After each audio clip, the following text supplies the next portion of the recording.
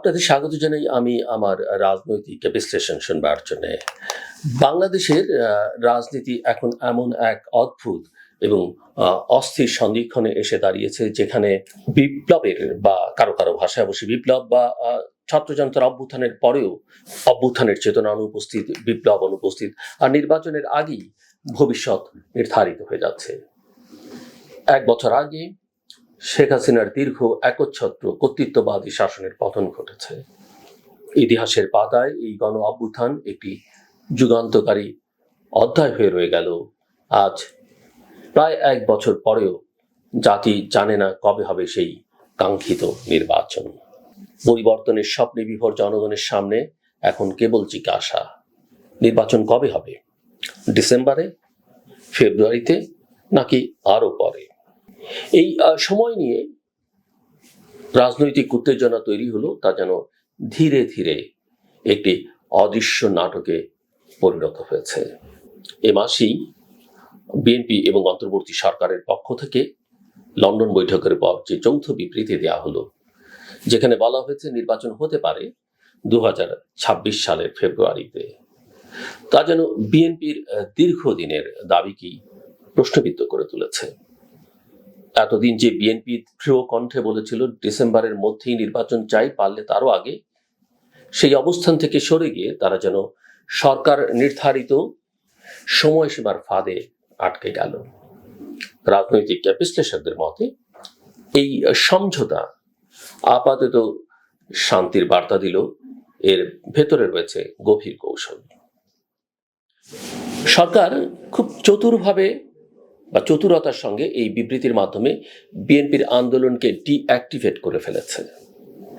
রাজপথে আর কোনো উত্তাপ নেই, কর্মীদের মধ্যে উদ্দীপনা নেই, জনসম্পৃক্ততাও হ্রাস পেয়েছে।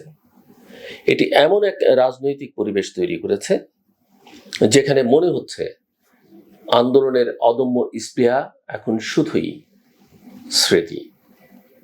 যদিও বিএনপি চেষ্টা করছে একে একটি কূটনৈতিক জয় হিসাবে দেখাতে, অনেক বিএনপি নেতাকেই মনে হচ্ছে আকাশে ভাসছেন তারা, তবু বাস্তবে এই অবস্থান হঠাৎ পাল্টে ফেলায় কর্মী এবং সমর্থকদের মধ্যে বিভ্রান্তি তৈরি হয়েছে। তারা প্রশ্ন করছে, এতদিন যে আন্দোলন, মিছিল, সমাবেশ সবই ছিল নির্বাচনের সময়সীমাকে সামনে রেখে, এখন কেন এই নমনীয়তা? সরকার কি কোনো শর্তে রাজি হয়েছে, নাকি বিএনপি ধীরে ধীরে এক অদৃশ্য চাপে পড়ে নমনীয় হয়েছে? বিএনপি যাদের পদত্যাগ দাবি করেছিল, বিএনপি এখন তাদেরও মেনে নিচ্ছে। এই প্রশ্নগুলো আরো ঘনীভূত হয় যখন দেখা যায় জনগণ এই সময়সীমার খেলায় তেমন ভাবে সম্পৃক্ত নয়। শহুরে মধ্যবিত্ত, তরুণ ভোটার, নারী ভোটার এবং পেশাজীবীদের একটা বড় অংশ আজও অনিশ্চয়তায় ভুগছে। তাদের মধ্যে আগ্রহ, আশাবাদ এবং স্পষ্ট রাজনৈতিক অবস্থান অনুপস্থিত। 2024 সালের আগস্টে বা তারও একটু আগে জুলাইয়ে যারা রাস্তায় নেমেছিল, আজ তারা দুর্ভেদ্য রাজনৈতিক সমীকরণ দেখে হতবাক। আন্দোলনের ভাষা পুরনো, নেতৃত্ব প্রায় অপরিবর্তিত, আর কৌশল যেন নিজস্ব শক্তি হারিয়ে ফেলেছে। এই মুহূর্তে যখন সবাই, গোটা বাংলাদেশের মানুষ, আন্তর্জাতিক সহযোগীরা নির্বাচন কবে হবে তা নিয়ে ব্যস্ত, তখনই সামনে এসছে সরকারের আশেপাশের কিছু প্রভাবশালী মহলের বিরুদ্ধে টাকা পাচার অর্থাৎ মানি লন্ডারিং এবং দুর্নীতির অভিযোগ। সিঙ্গাপুর, কানাডা, দুবাই এবং ইউরোপীয় অর্থ পাচারের নানা তথ্য ঘুরে বেড়াচ্ছে। গণমাধ্যম এবং বিদেশি গোয়েন্দা সংস্থার রিপোর্টে যেসব নাম উঠে আসছে, তাদের অনেকেই অন্তর্বর্তী সরকারের উপদেষ্টা, ঘনিষ্ঠ আমলা কিংবা রাজনৈতিক পৃষ্ঠপোষক।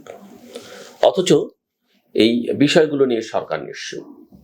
এর ফলে এক ধরনের সন্দেহ তৈরি হচ্ছে যে নির্বাচন এবং আন্দোলনের আবহের আড়ালে বড় ধরনের দুর্নীতির জবাবদিহি এড়াতে চাইছে ক্ষমতাসীন গোষ্ঠী। বাংলাদেশ জাতীয়তাবাদী দল বিএনপি নিজেও এই ইস্যুতে স্পষ্ট অবস্থান নেয়নি। কিছু নেতার মুখে ক্ষোভ শোনা গেলেও দলগতভাবে এই গুরুতর অভিযোগকে রাজনৈতিক মঞ্চে প্রধান ইস্যুতে পরিণত করা হয়নি।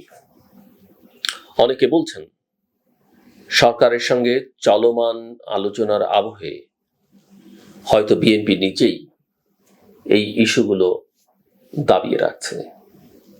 এতে করে আন্দোলনের মূল ধারায় দুর্নীতি ও জবাবদিহির প্রশ্ন আসছে না, বরং সময় নির্ধারণের এক কেন্দ্রিক রাজনীতি যেন সবকিছু ঢেকে দিচ্ছে। এদিকে একটা গুরুত্বপূর্ণ রাজনৈতিক ইস্যু হিসেবে সামনে এসছে বাংলাদেশ জাতীয়তাবাদী দল বিএনপির ভারপ্রাপ্ত চেয়ারম্যান তারেক রহমানের দেশে ফেরার সম্ভাবনা। এক দশকেরও বেশি সময় ধরে লন্ডনে অবস্থানরত এই নেতা এখন দেশে ফিরে আসার প্রস্তুতি নিচ্ছেন বলে খবর বিভিন্ন মাধ্যমে আমরা দেখতে পাচ্ছি। গুলশানে তার জন্য একটি বাসভবন প্রস্তুত করা হচ্ছে। মামলার বাধা নেই, সরকারের পক্ষ থেকেও আপত্তির ইঙ্গিত মেলেনি। অনেকেই বলছেন যে ৫ আগস্ট গণ অভ্যুত্থান দিবসের প্রথম বর্ষপূর্তির আগেই তিনি দেশে ফিরতে পারেন। কিন্তু তার এই প্রত্যাবর্তন কি শুধু আবেগের, না এর ভেতরে লুকিয়ে আছে নতুন রাজনৈতিক সমীকরণ? যদি তিনি নির্বাচনের পূর্বে ফিরে এসে নেতৃত্ব দেন, এবং সেটাই হয়তো তাকে দিতে হবে, এবং সেটা দেয়াই সমীচীন এবং দলের মনোবল উজ্জীবিত করেন, তবে তা বিএনপির জন্য ইতিবাচক হবে। কিন্তু যদি নির্বাচনের সময়সীমা নিয়ে অনিশ্চয়তা থেকেই যায়, অথবা দেশের ভেতরে তার নেতৃত্ব নিয়ে প্রশ্ন তৈরি হয়, দলের ভেতর হতে পারে চুপে চাপে, তাহলে এই প্রত্যাবর্তন উল্টো চাপ হয়ে উঠতে পারে বিএনপির জন্য। তারেক রহমান এবং ডক্টর মোহাম্মদ ইউনূসের লন্ডন বৈঠকের পর যে যৌথ বিবৃতি এসছে, তা আপাতত এটি রাজনৈতিক সমঝোতা তৈরি করেছে। কিন্তু প্রশ্ন হচ্ছে, এই সমঝোতার আওতায়, অর্থাৎ প্রফেসর ইউনূস এবং তারেক রহমানের এই সমঝোতার আওতায় কি এসছে, আর বাদ পড়েছে কারা? এনসিপি, জামায়াত, হেফাজত, বাম গণতান্ত্রিক জোট, গণতন্ত্র মঞ্চ, এমনকি সুশীল সমাজের কেউই এই আলোচনায় ছিলেন না। তাহলে কি এই জাতীয় ঐকমত্য আসলে দুই ব্যক্তির মধ্যে কৌশলগত বোঝাপড়া? যদি তাই হয়, তবে তা দেশের নির্বাচনী রাজনীতিকে আরো সংকীর্ণ এবং বিতর্কিত করে তুলবে।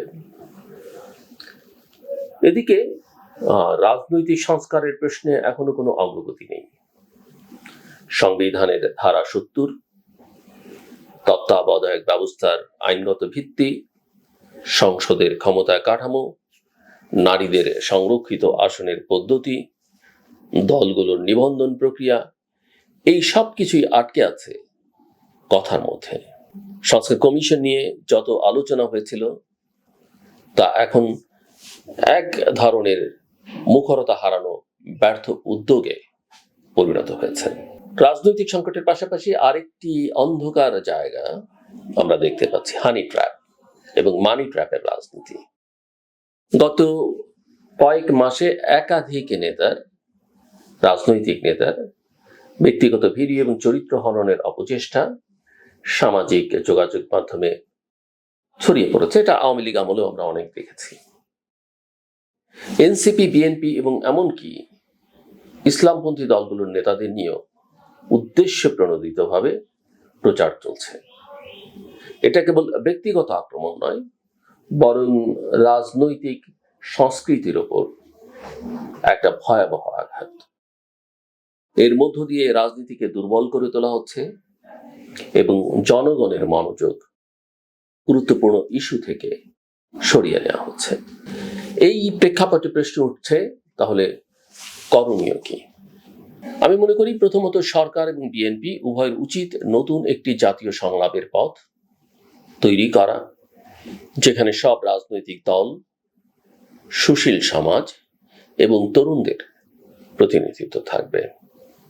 দ্বিতীয়ত, নির্বাচনের সময় নির্ধারণ নয়, বরং তার আস্থাভাজন কাঠামো, রোড ম্যাপ এবং প্রক্রিয়াটি জনগণের সামনে স্পষ্ট করা দরকার। তৃতীয়ত, দুর্নীতি, মানবাধিকার লঙ্ঘন এবং অর্থ পাচারের অভিযোগে স্বচ্ছ ও নিরপেক্ষ তদন্ত শুরু করতে হবে। আমি মনে করি এসব ছাড়া নির্বাচনের বৈধতা অর্জন অসম্ভব। বিএনপির উচিত তাদের আন্দোলনের কেন্দ্রে সময় নয়, মূল ইস্যু ফিরিয়ে আনা। স্বচ্ছ ভোটার তালিকা, নিরপেক্ষ প্রশাসন, নিরপেক্ষ পুলিশ, শক্তিশালী নির্বাচন কমিশন এবং গণতান্ত্রিক সংস্কার। আর সরকারের উচিত হবে সংস্কারের নামে সময় ক্ষেপণ না করে সত্যিকারের জন আস্থা অর্জনের জন্য কার্যকরী পদক্ষেপ নেওয়া। সবশেষে বলা যায়, আমি কথা শেষ করে আনতে চাই, 2024-25 সাল বাংলাদেশের ইতিহাসে এক সন্ধিক্ষণ। এই সময়ে যারা নেতৃত্ব আছে তাদের হাতে আছে জনগণের আস্থা অর্জনের সুযোগ। যদি তারা ব্যর্থ হয় তাহলে শুধু একটি নির্বাচন নয়, একটি প্রজন্মের আশা আকাঙ্ক্ষা ব্যর্থ হয়ে যাবে। এবং তখন প্রশ্ন উঠবেই, এই নির্বাচন আসলে কার জন্য? জনগণের জন্য, নাকি রাজনীতিকদের নিজেদের অস্তিত্ব রক্ষার খেলা? আসুন আমরা সবাই মিলে এই প্রশ্নের উত্তর খুঁজতে থাকি। তবে শেষ করবার আগে বলি, আমাদের অনেকের মধ্যে একটা প্রবণতা আছে অন্যকে খোঁচা মেরে কথা বলা। অনেক সময় খুব ঘনিষ্ঠ বন্ধু, আত্মীয় স্বজন, সবচেয়ে কাছের মানুষ, পরিবারের মধ্যে সন্তানকে, স্বামী স্ত্রীকে, ভালোবাসার মানুষকে, কলিগদেরকে এই খোঁচা মারা প্রবণতাটা বন্ধ করা উচিত। একটু হিউমারাস হয়ে এক দুবার সেটা হতে পারে, কখনো না কখনো, কালে ভদ্রে। কিন্তু অনেকের মধ্যে এই প্রবণতা আছে, প্রায়শই যেখানে পাই এটা তার এক ধরনের মজা।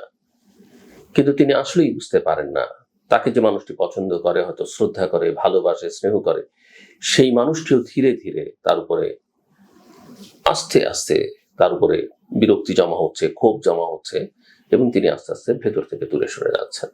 প্রত্যেকের নিজস্ব জায়গা আছে, প্রত্যেকটা মানুষকে তার স্পেস দেওয়া উচিত। কাউকে অযাচিত ভাবে প্রভোগ করা, খোঁচা করা, পিঞ্চ মারা, এগুলো বন্ধ করা উচিত। এই সংস্কৃতি থেকে আমাদের বেরিয়ে আসা উচিত। আমার কথা শুনবার জন্য আপনাদের অসংখ্য ধন্যবাদ। আপনাদের সবার জন্য শুভকামনা।